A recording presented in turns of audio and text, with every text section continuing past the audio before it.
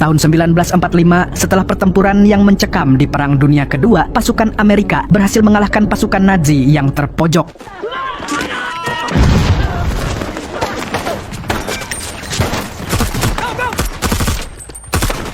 Tidak hanya itu, tentara Amerika juga berkesempatan untuk menyusup ke markas musuh dan menemukan sebuah harta karun yang sangat berharga.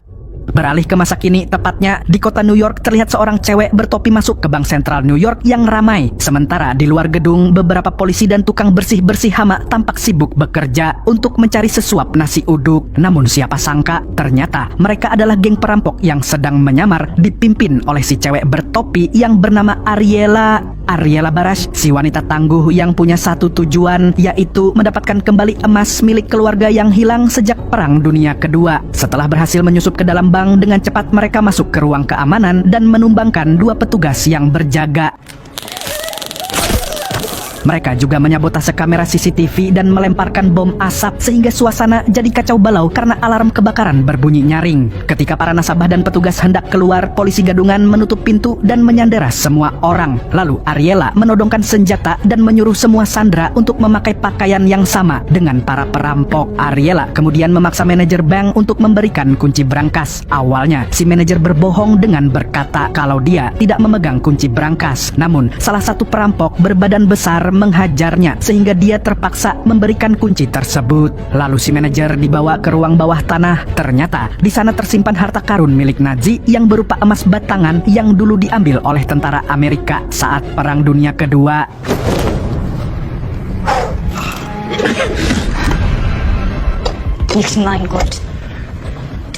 Di tempat lain di rumah sakit jiwa, seorang negosiator FBI bernama Remy Darbon sedang menenangkan pasien yang mengamuk karena syok melihat tagihan rumah sakit yang harganya selangit. Pasien itu juga menyandera perawat dan dokter di sana. Dengan tenang, Remy mendekati pasien itu dan mulai bercerita seperti bapak yang lagi dongengin anaknya untuk mengalihkan perhatian si pasien. Dan saat si pasien lengah, dokter langsung menyuntikkan obat penenang.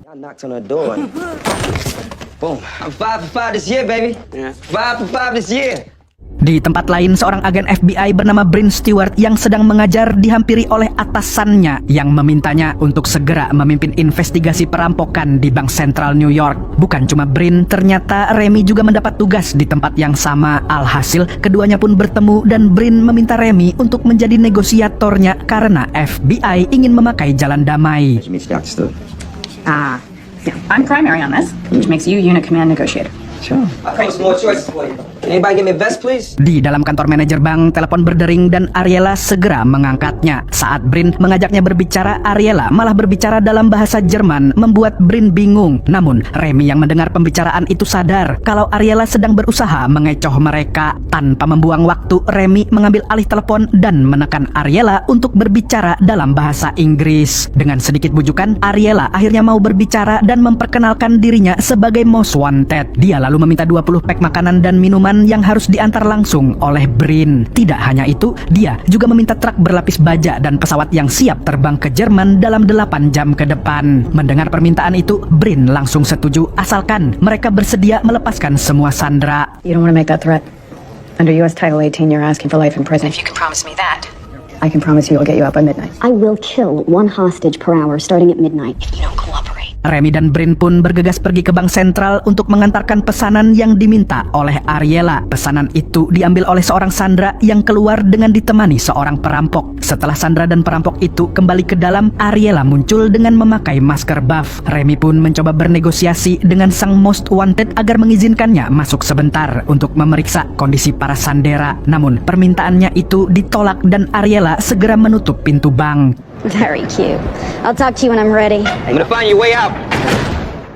Karena gagal membujuk perampok, Remy dan Bryn pun harus memutar otak untuk menyelamatkan para sandera. Di sisi lain, para perampok sudah mulai mengemasi emas Nazi yang berhasil mereka ambil dan berusaha mencari jalan keluar yang aman agar terhindar dari kejaran FBI maupun kepolisian yang berjaga di luar. We will be ready. 2nd Street subway.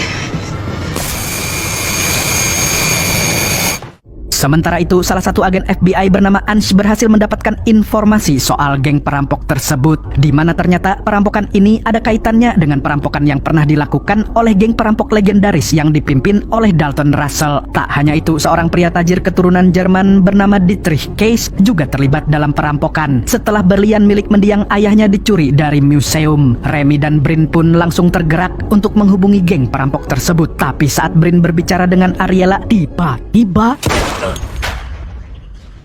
ternyata tembakan itu berasal dari Joseph, anggota perampok yang menembak rekannya sendiri karena ketahuan berusaha mencuri emas. Karena khawatir dengan keselamatan para sandera, Brin memutuskan untuk masuk ke dalam bank sesuai permintaan Ariela sambil memasang alat penyadap di pakaiannya. Namun, saat sudah berada di dalam, Brin langsung disuruh mengganti pakaiannya dengan pakaian perampok. Alhasil, alat penyadap di pakaian Brin otomatis tidak berfungsi.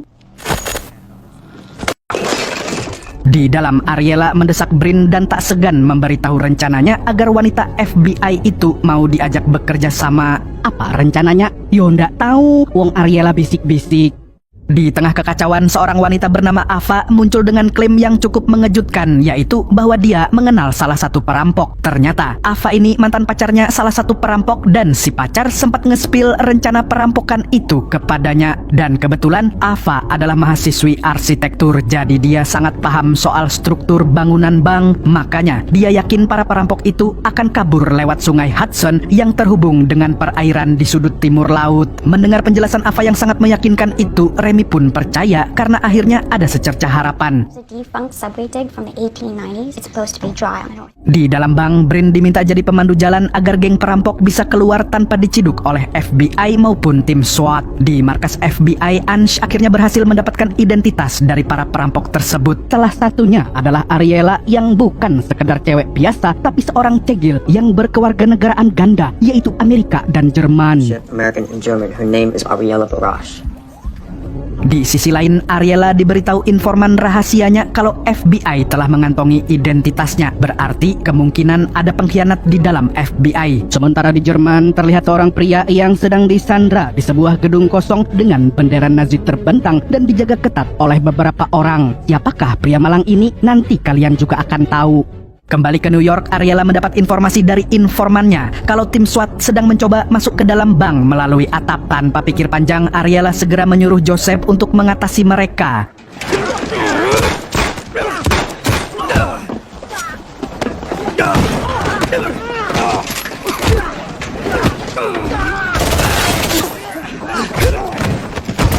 Setelah menyandra anggota tim SWAT, Ariela langsung video call Remy dan mencak-mencak karena Remy sudah mengingkari kesepakatan. Namun, Remy membantah kalau bukan dia yang menyuruh tim SWAT untuk menyergap mereka. Tentu saja, para perampok tidak menerima alasan apapun lagi dan saat itu juga, Joseph langsung menembak anggota tim SWAT tersebut. Melihat rekannya dikeluarkan dari dalam bank dalam keadaan terluka, Remy pun menghubungi Ariela lagi untuk marah-marah, padahal dia sudah memberikan semua hal yang diminta oleh Ariela. Sampai saat Remy mulai membahas soal Dalton Russell, raut wajah Ariela langsung berubah dan dia jadi teringat kembali dengan kejadian di masa lalu. Kala itu, saat Ariela tidur, rumahnya tiba-tiba digerebek oleh kelompok misterius yang berniat menculik kakaknya. Dan siapa sangka kakak Ariela tidak lain adalah Dalton Russell atau lebih dikenal dengan nama David Barash. Rupanya, dalam penculikan tersebut adalah Dietrich Case yang menuntut Ariela untuk segera memberikan uang kompensasi atas kasus pencurian berlian dan kematian ayahnya Arthur Case. Dialah pria yang disekap di gedung Nazi tadi. My father is dead. I want you to make amends. Dalton Russell, or should I say David Barash. Hal inilah yang menjadi motif Ariela untuk menjalankan misi perampokan emas Nazi. Remy dan Ansh yang terus menggali informasi akhirnya menemukan fakta mengejutkan bahwa Ariela ternyata adik dari Dalton Russell dan kakek mereka dulu adalah anggota pasukan Nazi yang disiksa tentara Amerika. Dari sini mereka paham tujuan Ariela yang sebenarnya, yaitu untuk mengambil kembali harta karun Nazi yang dulu dirampas oleh pihak Amerika. Saat Remy tanya soal harga emas tersebut, jawaban Ansh bikin dia terkejut karena saat ini harga emas itu bisa mencapai $200 juta. Kalau orang-orang Konoha tahu, pasti langsung jual emas biar bisa bayar utang pinjol. It's worth inflation. That's gotta be more than what? 200 mil? Di bank, salah seorang perampok berhasil menemukan lautan kering yang bisa jadi jalan keluar mereka. Tapi bukannya berterima kasih, si Joseph kampret lagi-lagi berbuat ulah dan kembali menghabisi rekannya itu.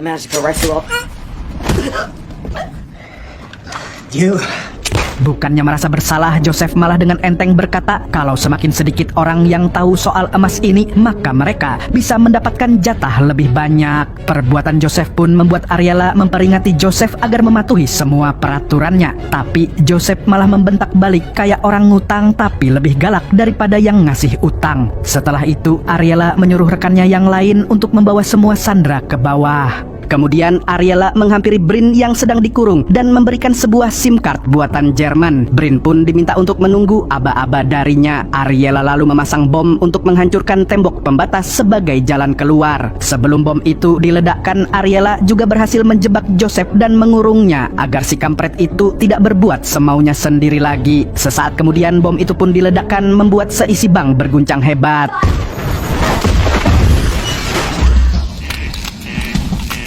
Saat melihat ledakan bom tersebut, Remy langsung perintahkan tim SWAT dan polisi untuk menyergap masuk. Mereka pun berhasil menyelamatkan Sandra dan mulai mencari keberadaan Brin. Di sisi lain, air dari sungai Hudson mulai membanjiri seisi bank, membuat Brin dan Joseph yang masih dikurung kini terperangkap dalam derasnya air. Saat mereka hampir tenggelam, Remy datang tepat waktu untuk menyelamatkan mereka. Namun, saat Remy hendak mengambil kunci untuk membuka sel tersebut, Joseph sudah lebih dulu melepaskan diri dan langsung menyerang Remy secara brutal.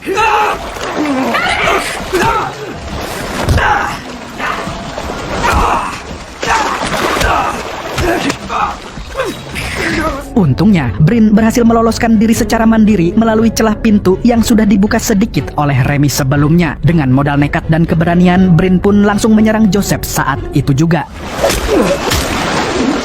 Hingga akhirnya Remy dan Brin berhasil keluar dari bank dengan selamat. Saat dievakuasi, Brin dihampiri oleh atasannya. Namun, bukan untuk dikasih selamat, melainkan disindir karena sudah membuat FBI dan semua orang terlibat dalam bahaya. Nggak di Mamarika, nggak di Konoha, pegawai kerja keras sebagai kuda pun cuman dianggap angin lewat. Hey, Brim. Remy, can you just give me a minute?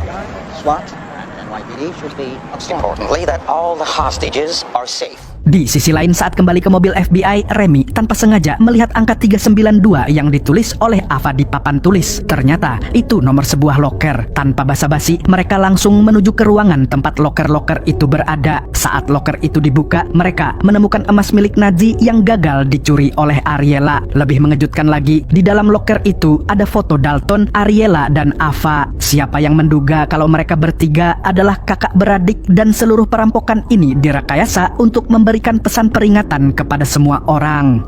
Penemuan itu pun membuat Remy semakin penasaran dengan motif ketiga kakak beradik itu. Hingga keesokan harinya saat sedang ngopi santai di warkop bersama rekannya, Remy kembali melihat pesan berkode yang ditinggalkan oleh Ariela. Dia pun baru menyadari kalau arti sesungguhnya di balik pesan itu, yaitu ingin memberitahu bahwa Ariela tidak gagal mencuri emas Nazi. Book, family picture, a gold bar, and a bracelet made of gold.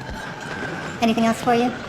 Shit, I think I know what happened. Segera, Remy bergegas kembali ke bank dan bertanya tentang kepingan kuningan yang berserakan akibat ledakan bom kemarin. Sam pun memberitahu kalau kepingan-kepingan tersebut sudah dibersihkan oleh petugas kebersihan. Mendengar jawaban itu, Remy hanya bisa menertawai kebodohannya sendiri yang telat menyadari triknya Ariela, di mana Ariela dan geng perampoknya menyamar sebagai petugas kebersihan lalu membawa lari emas-emas yang sebelumnya sudah disamarkan ke dalam kepingan kuningan tersebut.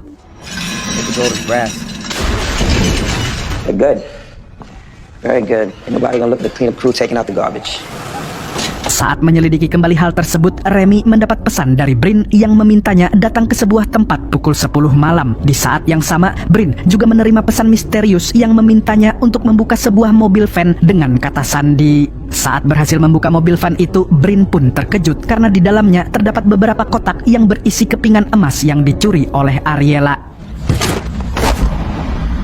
Tidak lama kemudian, beberapa mobil datang dan ternyata mereka adalah rombongan dari Dietrich Case yang ingin mengambil emas-emas tersebut. Dietrich memberitahu kalau Ariela yang telah menyiapkan tempat ini untuknya karena mereka berdua bekerja sama untuk mengembalikan warisan peninggalan ayahnya. Namun, saat Dietrich hendak pergi setelah mengambil semua emas itu, tiba-tiba FBI dan kepolisian datang untuk menangkapnya. Poetic justice. Put your weapons down! Ariella was never gonna let you have the gold. Dari sini, Brin akhirnya paham kenapa Ariella membocorkan rencananya, yaitu karena dia yakin kalau Brin bisa menangkap Dietrich. Sayangnya, Ariella belum tahu kalau kakaknya sudah dibunuh oleh Dietrich. Sampai saat ini pun tidak ada seorang pun yang tahu di mana keberadaan Ariella, apakah dia masih hidup atau sudah tewas karena insiden tragis kemarin atau jadi cici-cici juragan emas. Di akhir film terlihat seorang wanita dengan penampilan nyentrik mendekati sebuah bar di sudut gang kecil yang berada di kota Berlin. Siapa sangka ternyata sosok wanita itu adalah Ariella yang masih hidup dan siap beraksi kembali untuk membalaskan dendam atas kematian saudaranya. Dan film pun tamat.